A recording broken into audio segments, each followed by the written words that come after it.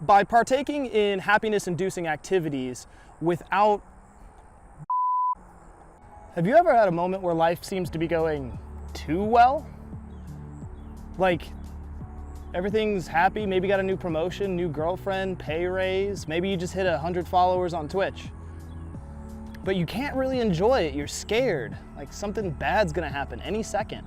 Yeah, that's cherophobia, AKA happiness anxiety. Let's talk about that.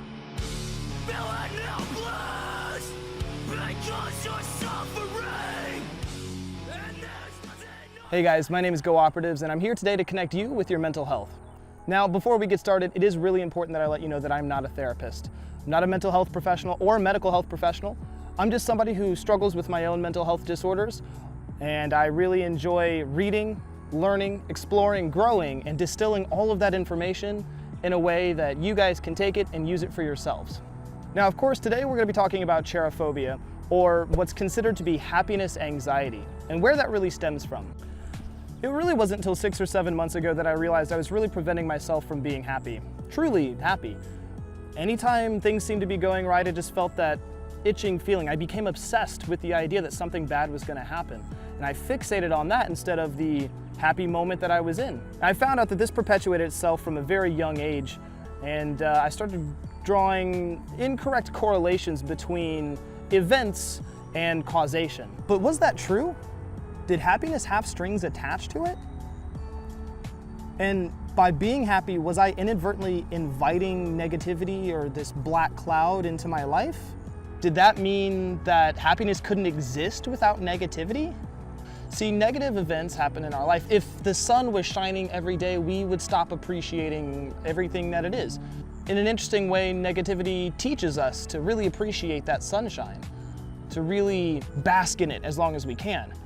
But happiness doesn't have to be tied to negativity. Happiness and negativity have to exist together, but they're not tied together. Now, psychologically, what I had ended up doing, and what a lot of us end up doing when it comes to being anxious about being happy, is we draw improper conclusions and start creating filters that shouldn't exist. What we do is these negative moments stick out in our head, and we don't remember the times that we had that were fun just for fun.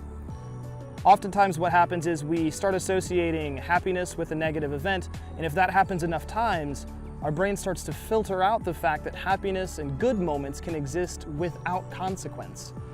You're not alone in this, and I think a lot of people do this. Unfortunately, this is still fairly new in the medical field and has no medication or anything that you can do for it, but there is a way around it. Cognitive behavioral therapies have proven to be incredibly powerful against happiness anxiety, and breaking down this correlation that we've created in our head by breaking down the habits and building new ones that can reinforce the proper idea that happiness is a standalone in our lives. There are tons of mindfulness techniques that we can practice in our daily lives in lieu of therapy if that is a far-flung or expensive idea that we can't commit to.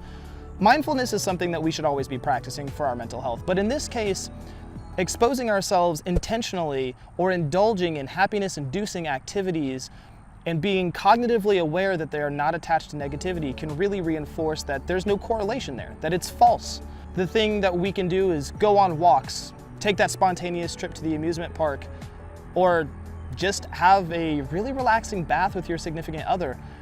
And then at the end of the night, maybe journal about these events. I know I talk about journaling all the time, but it is a life changer because it makes you think actively about what's happening around you. If we can break that association that happiness is tied to negativity, we can start truly living out some wonderful moments in our lives and stop passing on opportunities. Like I said at the beginning, I actually ended up stopping myself from having a lot of fun. I stopped being spontaneous. I didn't spend any money. I never went to bars with friends. I'm not scared anymore that something bad's gonna happen. And I'll tell you right now from my personal experience, negativity and negative things just happen.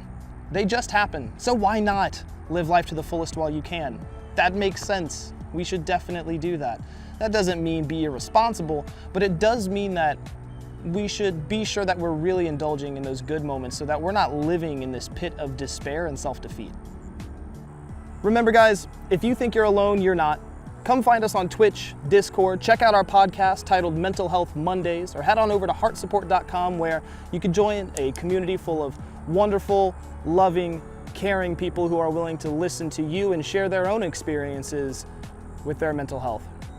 Remember guys, this isn't goodbye. This is just until next time. We'll see you in the next video. Until then, be sure you check out patreon.com/Gooperatives to support the show. I'll see you guys in the next video. Be patient with yourselves and with each other. We love you.